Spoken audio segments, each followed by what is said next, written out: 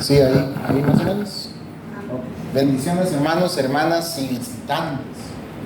El Señor es muy bueno, nos permite el día de hoy poder compartir su palabra.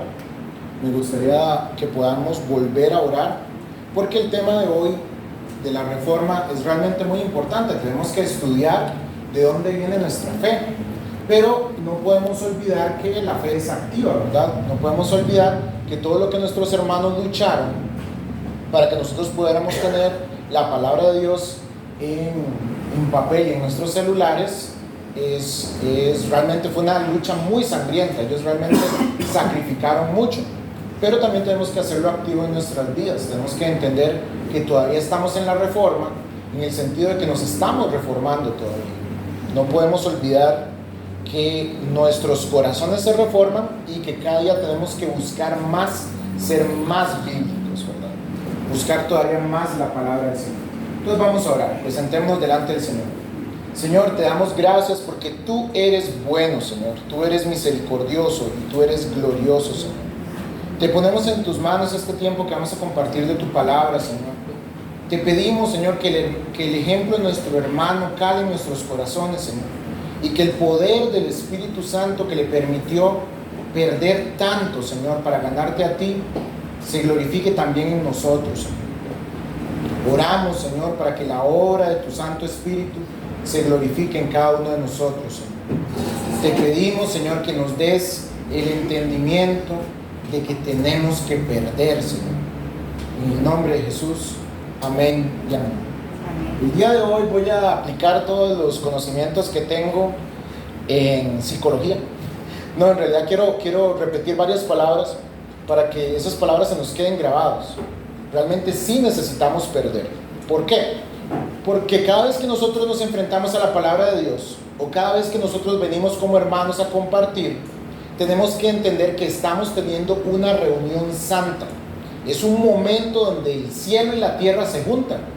Muchas veces uno podría decir que esto es como exagerado, pero cada vez que usted abre la palabra del Señor, cada vez que usted se comunica con un hermano y le está hablando de las cosas de Dios, está hablando de cosas muy elevadas, de algo que supera toda la psicología, que supera todas las filosofías, que supera todo el conocimiento del hombre.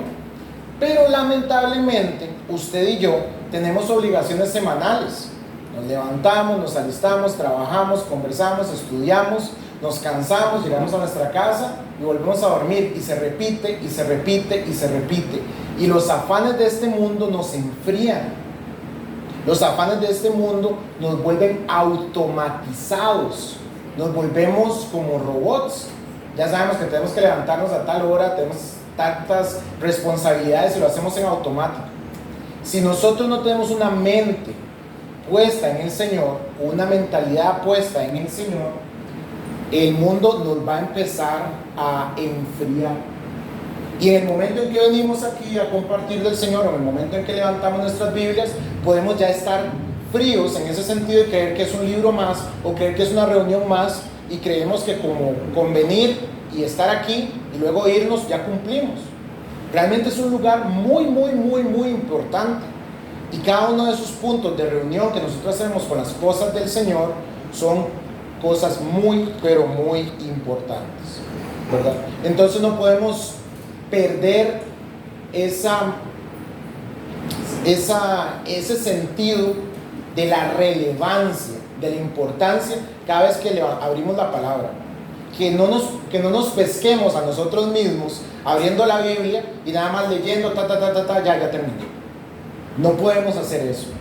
Esa es la sabiduría que viene de los cielos. Las personas que están atrapadas en su ignorancia y en sus filosofías caminan de rodillas por kilómetros para obtener el favor de Dios.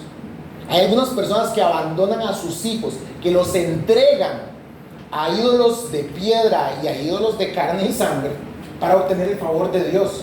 Y nosotros ya lo tenemos, y muchas veces lo automatizamos y lo tenemos por menos. Cada uno de esos libritos que nos da el pastor, cada una de esa información que recibimos, que es información de Dios, de cómo vivir la vida en el Señor, no podemos automatizarla. No podemos decir, ay, el pastor, si se me pierde, el pastor me da otro. No podemos perder esa reverencia, ¿verdad? Y para eso quiero tomar como ejemplo uno de los reformadores. Su nombre es John Hus.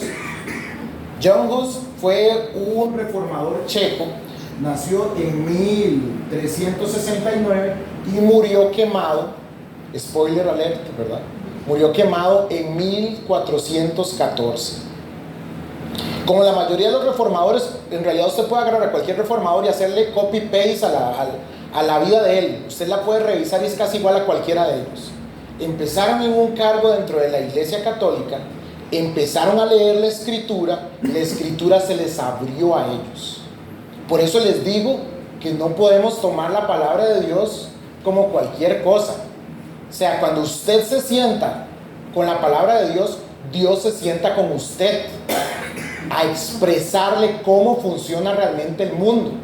Yo eso se lo digo a los muchachos, a los jóvenes, a Aarón y a Moisés, y se lo digo mucho a mi esposa. Nosotros pasamos 6 días de la semana siendo entorpecidos para que solo por 2, 3, 4 horas a la semana seamos reformados. No puede ser así. Debemos estar experimentando la palabra del Señor constantemente, debemos estar renovando nuestra mente constantemente.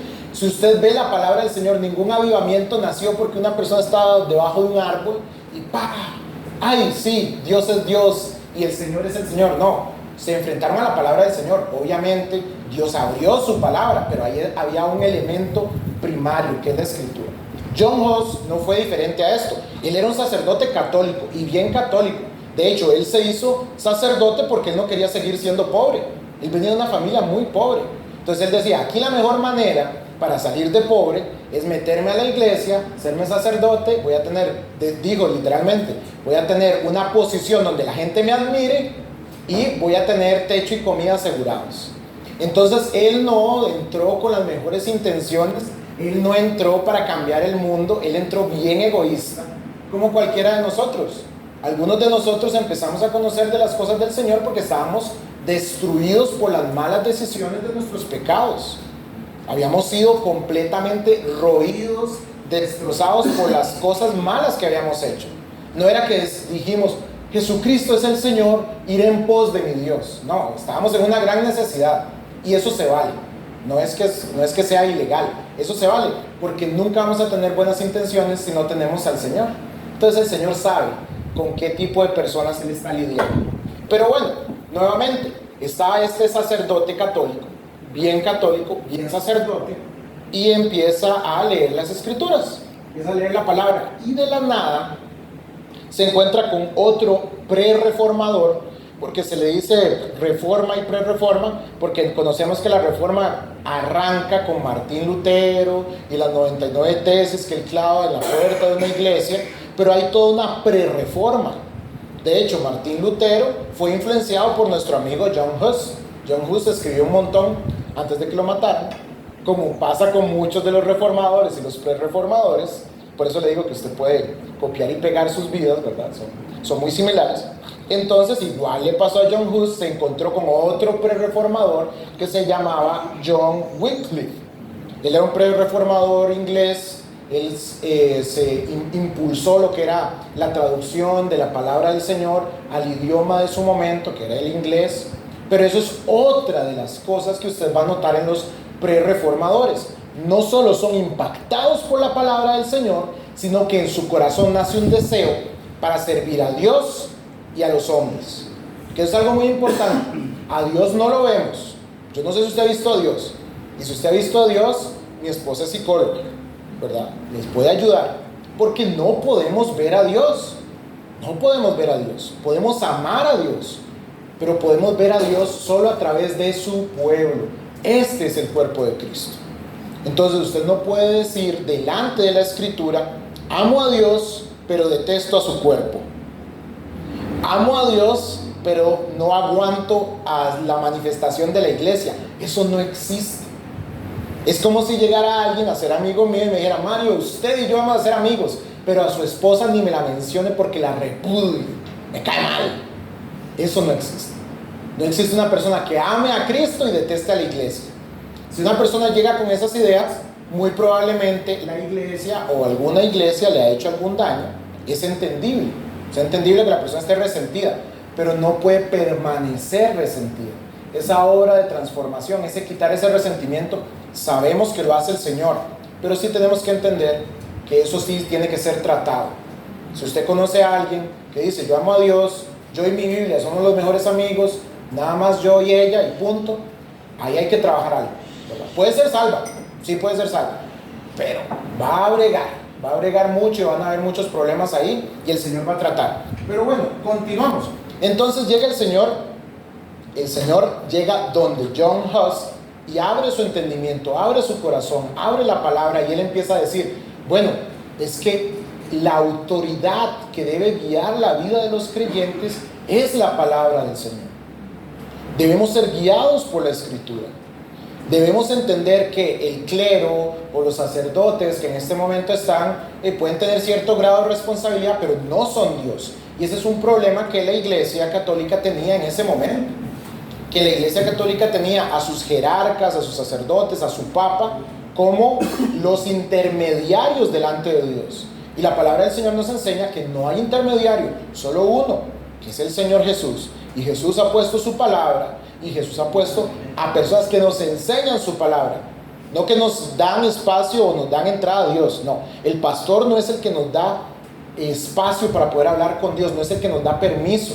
Es una persona que facilita un conocimiento que ya está ahí escrito en blanco y negro en las Escrituras.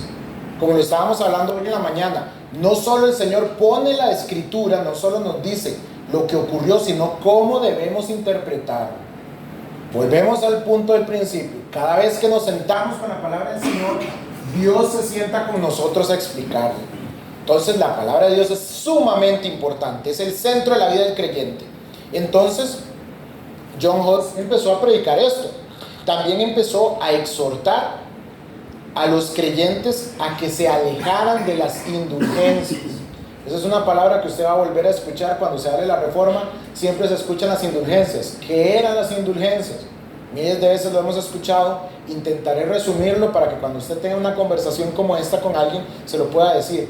Poner dinero por salvación, pagar por su salvación, pagar para que usted se salve o que alguien que está en el purgatorio, que de paso no existe, ¿verdad?, pueda salir de ahí.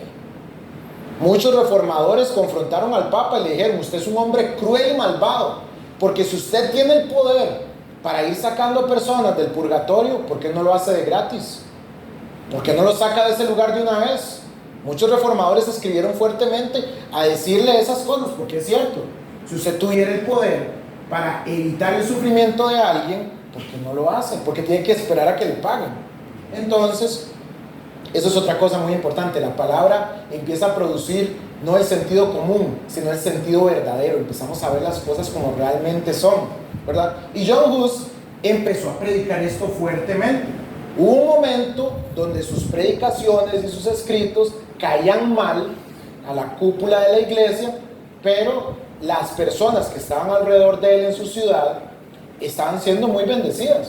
Entonces a ellos no les importaba lo que estaba diciendo el papado. Ellos decían, wow, estamos aprendiendo del Señor, estamos conociendo del Señor, están agarrando la escritura que solo se podía leer en latín y nos la están poniendo en nuestro idioma. Esa es otra cosa que pasa cuando amamos al Señor. Servimos al Señor al servir a las personas y les mostramos la palabra del Señor. Les acercamos la palabra del Señor. Hay que hacer eso. Debemos hacerlo. Y los reformadores lo hacían. Entonces John Huss continuaba y uno de sus puntos fuertes de su predicación era luchar contra las indulgencias. Pero, así como ocurre en muchos lugares donde hay corrupción, no solo una persona es beneficiada de la corrupción, hay muchas personas. En este caso, uno de los beneficiados de la corrupción era el rey de Bohemia, de la ciudad, bueno, del reino que estaba Mr. John Huss. Él utilizaba ese dinero para sus ejércitos, para sus castillos y para sus cosas. Entonces, cuando empieza a notar que alguien está hablando en contra de ese dinero, ya se vuelve un enemigo del Estado. Y esas cosas pasan. La gente dice que la religión y la política no se mezclan. Es una frase que yo no apoyo, ¿verdad? Yo no la apoyo.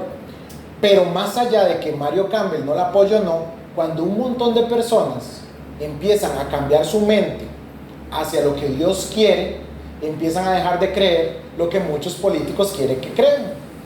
entonces inevitablemente la predicación sana de la Escritura va a afectar la sociedad.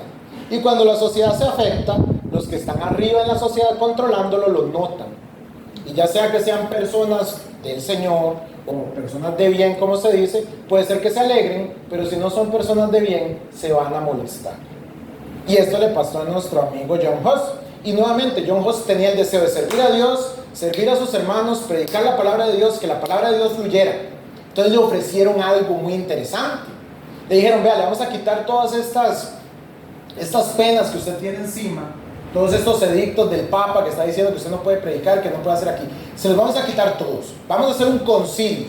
Un concilio es una reunión de personas conocedoras de algún tema. En este caso era un concilio religioso de la Iglesia Católica. Le prometemos que no le vamos a hacer nada. Le prometemos que usted va a tener la oportunidad de venir y defender su doctrina, de venir y exponernos todo lo que usted sabe. Y yo no sé si a usted le ha pasado, a mí me ha pasado, cuando a uno le dicen que usted tiene la oportunidad de ir a un lugar a predicar, uno dice, wow, qué bueno, voy a poder exponer al Señor. Él no era tonto, a él le prometieron que no le iban a hacer daño. Pero como todos los hombres malos, mintieron. Él llegó en 1414, llegó a ese concilio, y en el concilio no había campo para él. El único campo que había para él era una prisión. Entonces ellos siguieron en su concilio. Él estuvo en prisión por 6 meses. ¿Quién sabe lo que le hicieron en esos 6 meses? No creo que lo hayan tratado muy bien, porque al final de esos 6 meses lo sacan de la cárcel, no le permiten exponer su doctrina, sino lo único que le permiten es, ¿va a negar lo que usted está enseñando, sí o no? Sencillo, es una pregunta muy fácil. ¿Va a negar lo que usted cree, sí o no? Y él obviamente dice, no, yo no voy a negar. Yo no necesito negar esto. Entonces lo sacaron, muy interesante, porque le pusieron un sombrero con orejas de burro, tenía unos demonios pintados en el sombrero, y le pusieron un letrero que decía el archihereje. O sea, no era un hereje, era el archihereje. Algún día si escribo un libro, voy a escribirlo así, con ese título. De una vez, ustedes van a tener 10% de descuento, ¿verdad? Por haberlo escuchado primero. Si se les olvida, les quito el 10%. Pero bueno, lo llevaron por la ciudad, lo agarraron, se encontró con una pila, ¿verdad? Un montón de sus escritos ahí ya ardiendo. Le pegaron una estaca cerca, lo encadenaron y lo dejaron arder. Entonces él dijo una frase muy interesante. Cuando lo amarraron con las cadenas, él dijo, bueno, mi Señor, por amor a mí, sufrió una cadena más pesada que esta cadena. ¿Cómo yo voy a hacer algo menos, verdad? Parafrasear. Y él ardió y ahí murió. Pero el día de hoy estamos hablando de él. ¿Por qué? Porque sus escritos llegaron a nuestro amigo Martín Lutero. Eso es un poquito más conocido. Y Martín Lutero llega y dice, no puedo entender qué motivo había para quemar a un hombre que tan grandemente explicaba las escrituras con tanta profundidad y habilidad. Martín Lutero, nuevamente, un sacerdote católico, está en su lucha por ser sacerdote católico, se empieza a enfrentar a la escritura, se empieza a enfrentar a prerreformadores y dice, mira, la palabra de Dios tiene algo para mí, me está enseñando qué es la diferencia entre lo bueno y lo malo, ¿verdad? En realidad, esta prédica del día de hoy, les confieso delante del pastor, no era sobre John Huss.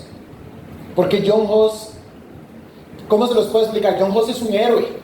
Es un héroe de la fe. Llega, lo encarcelan, le quitan, bueno, primero le quitan cosas, le dicen que no puede predicar, sigue predicando, le dicen que no debe escribir, sigue escribiendo, lucha, lo encarcelan, probablemente lo torturaron, lo sacan y le dicen niegue, él no niega.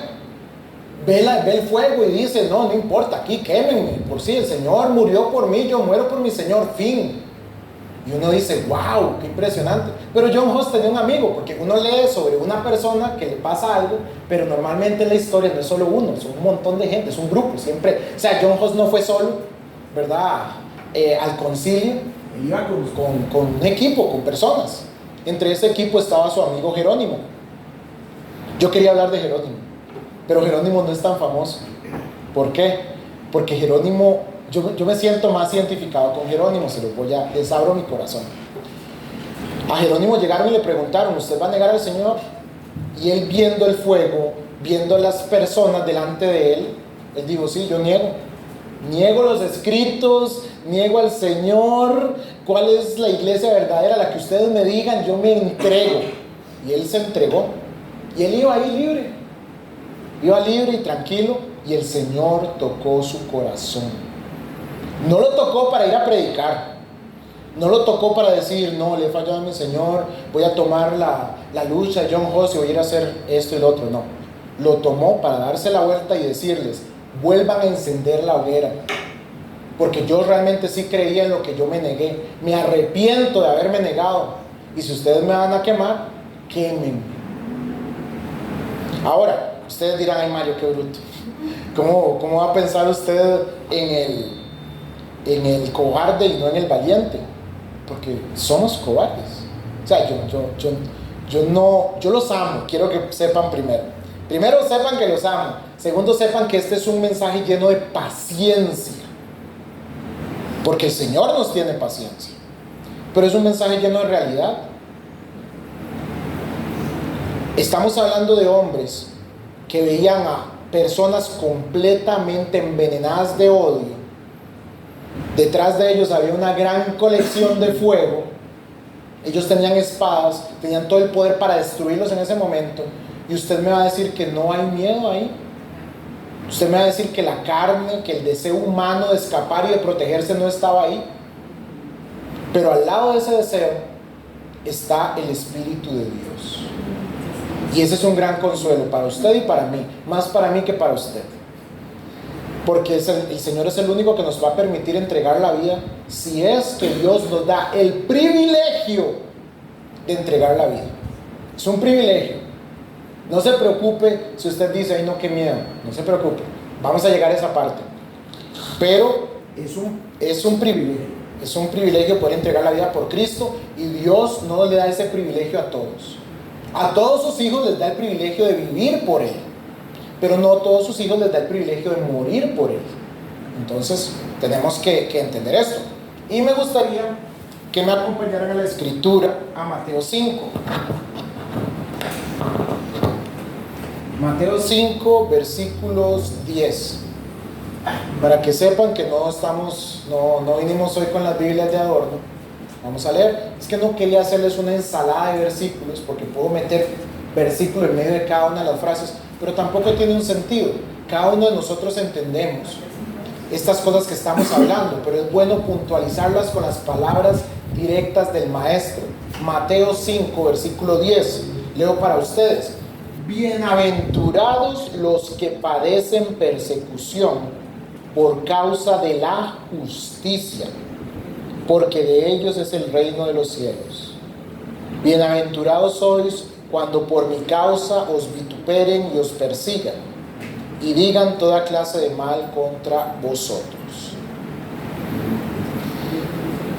Nuestro amigo Lutero, nuestro amigo Huss, nuestro amigo Wycliffe, nuestros amigos de la palabra, los profetas, los apóstoles del Señor, todos tuvieron amor por Dios, amor por el prójimo, amor por su palabra, y un deseo de que la palabra fluyera en la vida de todas las personas que estaban a su alrededor.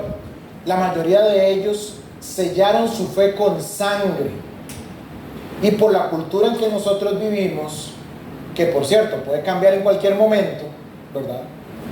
Nosotros probablemente no sellemos nuestra vida con sangre, nuestra fe con sangre, ¿verdad? Pero sí tenemos que perder muchas cosas delante del Señor. Ahora bien, como lo dije, es imposible decir que con nuestras fuerzas humanas vamos a entregar la vida por Cristo, si hay veces ni siquiera podemos llegar temprano a la iglesia. Es imposible decir que vamos a tener la ametralladora así delante de nosotros, apuntando la cabeza, y vamos, no, yo soy del Señor, arrepiéntese usted, y terminó la historia. Es muy difícil que nosotros podamos hacerlo, muy difícil. Solo con la ayuda del Espíritu Santo.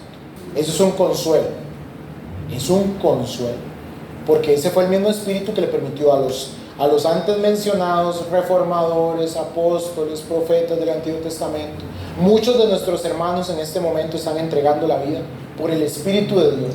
Si usted dice, yo soy pequeño y cobarde, yo le digo, yo soy más pequeño y más cobarde que usted. Pero el Señor no lo permite. No lo permite hacerlo. Y ahora quiero entrar como en los dos puntos más importantes de esta predicación. John Hus nos recuerda que hay que perder en el reino de los cielos. Eso es cierto. Pero tenemos que entender que esa pérdida es solo a través del poder del Espíritu de Dios. Tenemos que invocar el Espíritu de Dios en nuestras vidas constantemente para que Él nos permita poder hacer esas cosas. Y también otro punto muy importante que casi nunca se menciona es que al final, ya sea para Cristo o para el mundo, lo vamos a perder todo. No sé si usted se ha puesto a pensar eso. Hay jóvenes que dicen, yo no voy a seguir a Cristo, mi juventud es para mí, la voy a disfrutar. La juventud se va y se perdió. Hay profesionales que dicen, no hombre, ¿para qué yo voy a entregar mi tiempo para Cristo? Si yo tengo muchas cosas que hacer, muchas cosas importantes que hacer. El tiempo se va, el tiempo se malgasta, el tiempo se pierde. Hay gente que dice, no, ¿para qué una ofrenda? Ya está la congregación, ya estamos alquilando, ¿para qué ocupamos dar más dinero? El dinero se malgasta. No solo porque usted retenga algo, significa que lo va a conservar. Eso es algo que muchas veces no se explica. Las personas dicen, es que yo no quiero entregar esto a Cristo, no lo quiero perder. Pero ¿quién le asegura a usted que el no entregarle a Cristo algo significa que usted lo va a conservar? Eso no es cierto. Lo perderemos todo en esta vida. Descenderemos a la tumba desnudos. Nada material y nada intangible nos lo vamos a llevar. Todo lo dejaremos aquí. Todo lo vamos a dejar aquí en este mundo. Entonces, ¿para qué retenerlo? Imagínense esto. Imagínense que usted tiene delante de usted dos motores. Dos motores de esos de los trenes de antes, que usted le echaba leña de carbón. En un motor está el reino de los cielos y en otro motor está el mundo. Este mundo. Si usted agarra todas sus posesiones y las tira al motor del mundo, el motor del mundo arranca, ¿cuánto cree usted que puede vivir? ¿Qué? 120 años, digamos. Como una tía mía que se murió a los 120 años y se murió porque el Señor la llamó. 120 años. El motor arranca 120 años. Usted entrega todo a ese motor, al motor del mundo. Conocimiento, fuerza, dinero, sueños, amor, deseo, desamor, todo usted lo echa ahí, El motor arranca fuerte, por esos 120 años y se detiene, Año 120 se apagó, fin.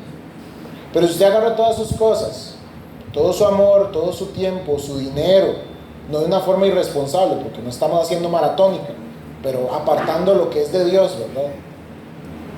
Si usted entrega a sus hijos, si usted entrega sus pensamientos, si usted entrega sus fuerzas, su juventud, sus deseos, su arte, sus habilidades, si usted lo pone en ese motor, el motor arranca, 120 años, se apaga. Pero en el momento en que se apaga, se vuelve a encender y sigue para siempre. ¿Por qué? Porque lo que nosotros hacemos para el Señor tiene un eco en la eternidad.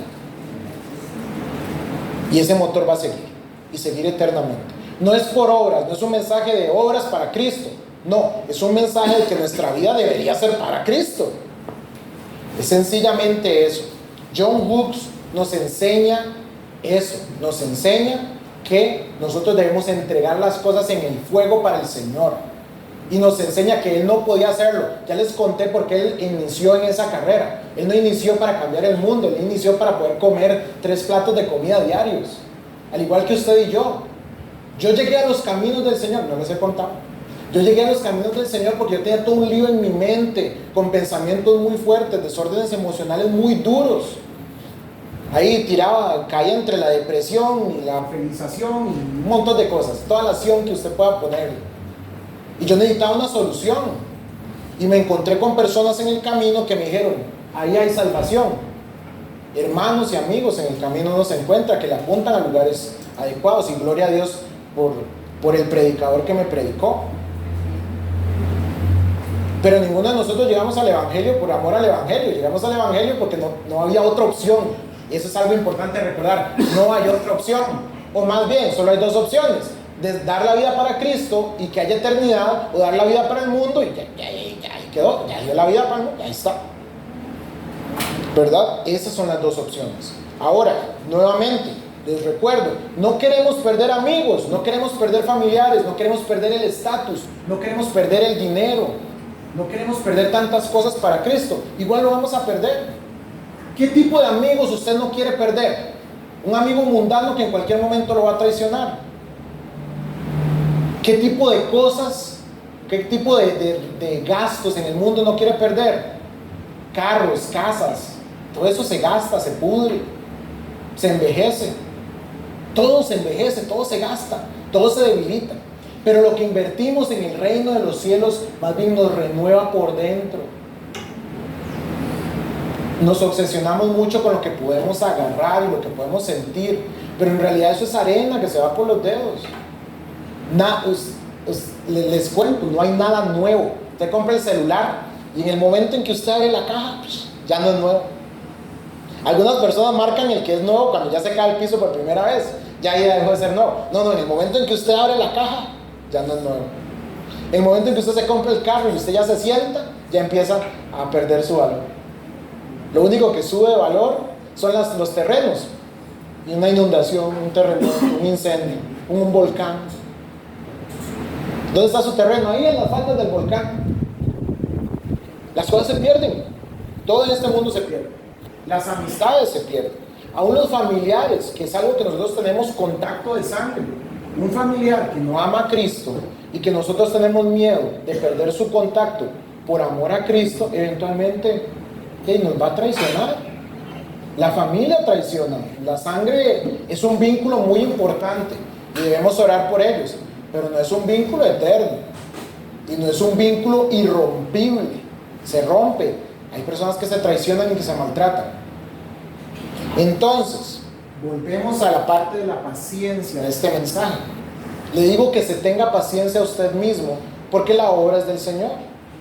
Téngase paciencia, pero no se alcahuetee. Hay diferencias. La paciencia a usted le permite entender que la obra es de Dios. La alcahuetería a usted le deja pasar muchas cosas sin que haya ningún cambio, sin que haya ningún examen de conciencia. ¿Me explico? Entonces, para ir aterrizando, la palabra del Señor nos muestra que tenemos que tener una mentalidad de peregrinos. Los peregrinos, o las personas que podríamos decirlo en este tiempo, los migrantes. No sé si usted lo ha visto ahora con nuestros amigos, hermanos venezolanos, hermanos de patria. Ellos pasan por aquí, trabajan o piden o trabajan y siguen su camino. El Señor nos pide que tengamos una mentalidad de migrantes. ¿Por qué? Porque estamos en camino a la ciudad celestial.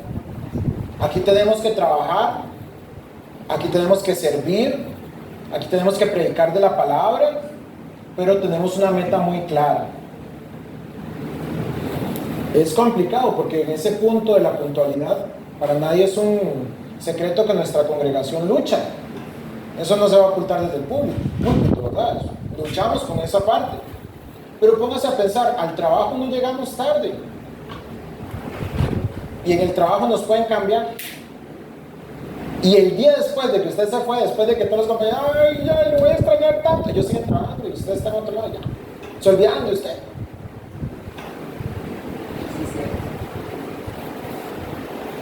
Nos esforzamos por las cosas pasajeras y las cosas del reino de los cielos las tenemos por menos. ¿Por qué? Porque aquí no somos tan estrictos. Es que es muy complicado. En la tierra no somos estrictos. Pero cuando ya lleguemos al cielo, ahí va a haber seriedad completa. No van a haber chistes, no van a haber bromas.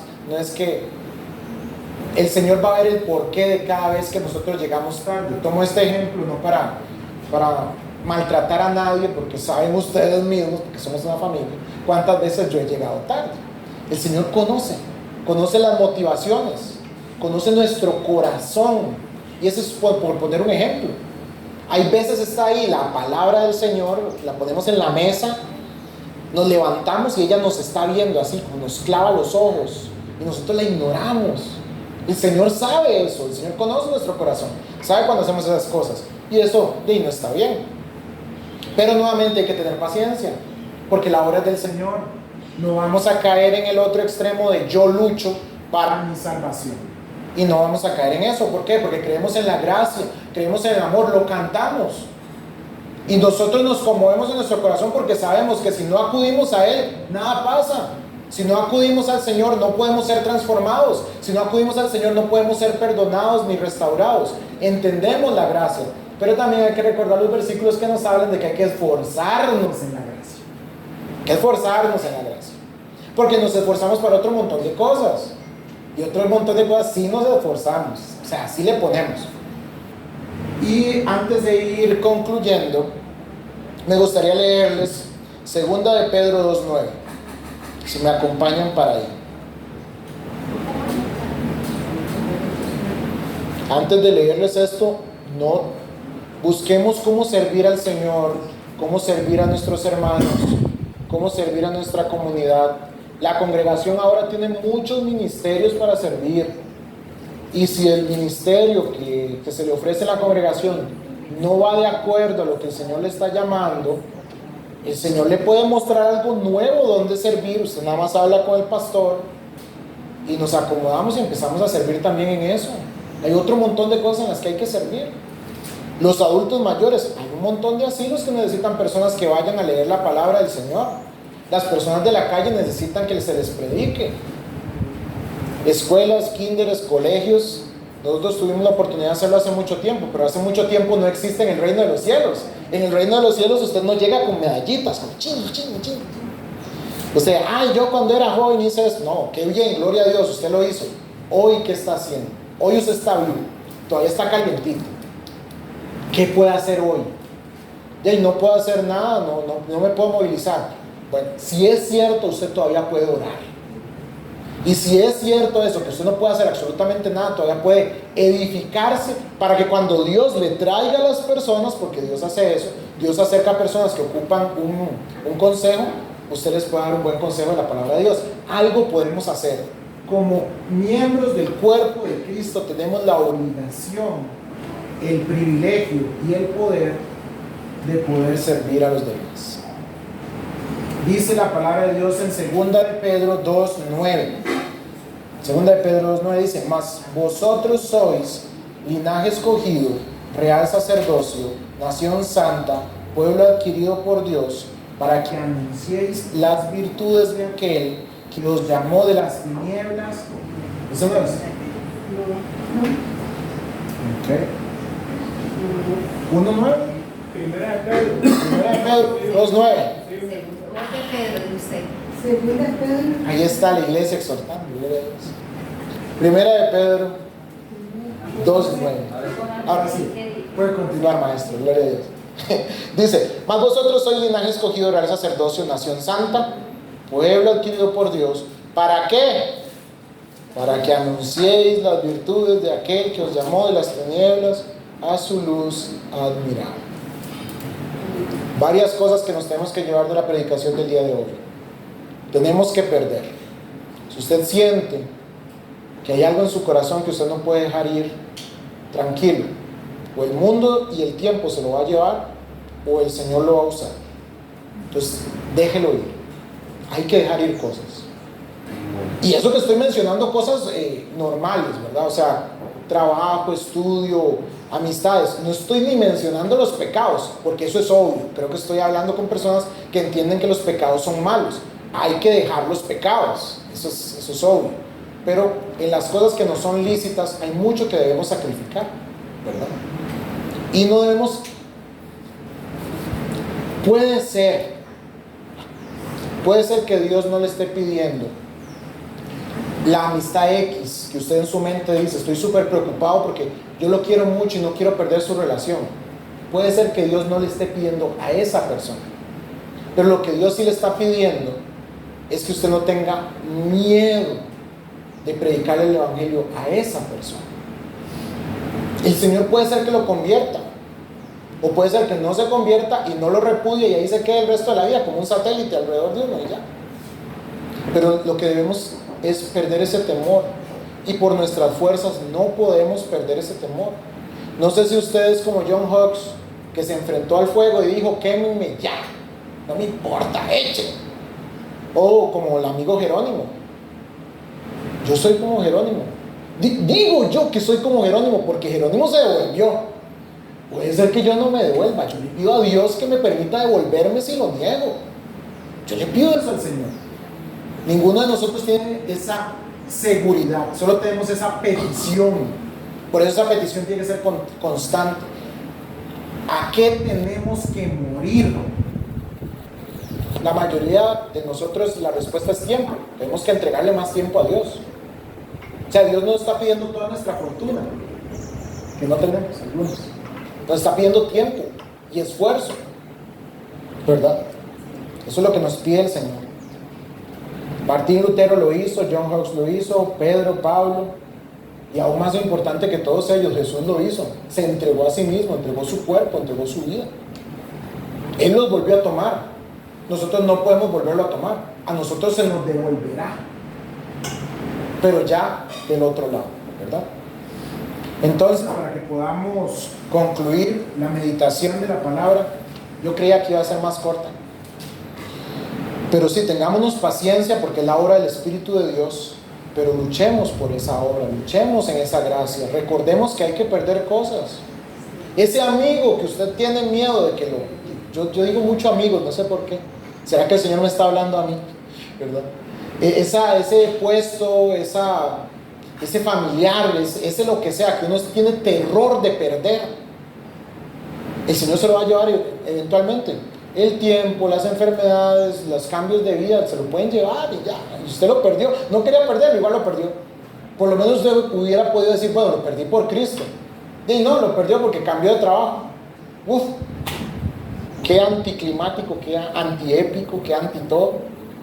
Entonces estemos dispuestos a perder las cosas y tengamos paciencia.